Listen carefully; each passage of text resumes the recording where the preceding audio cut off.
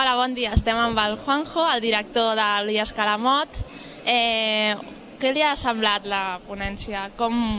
Quines idees n'ha pogut treure? De la nostra, de la que hem fet del nostre institut?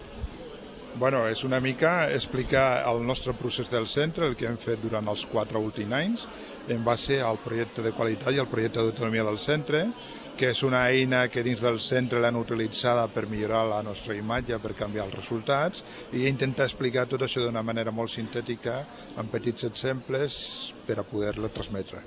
I quin dels objectius assolits pel centre li sembla més important? Tots són importants, tots, perquè tots l'un se recolza en l'altre, però són molt importants la millora dels resultats per part dels alumnes, la millora de l'ambient dins del centre i la millora de la imatge del centre. És molt important que la gent que està al nostre entorn sàpiga que el centre és un centre que té un valor afegit, que els alumnes poden sortir molt ben formats d'ells i que tenen moltes opcions d'èxit per al futur en els seus estudis posteriors, ja sigui el que sigui. D'acord, moltes gràcies. A tu, Paula.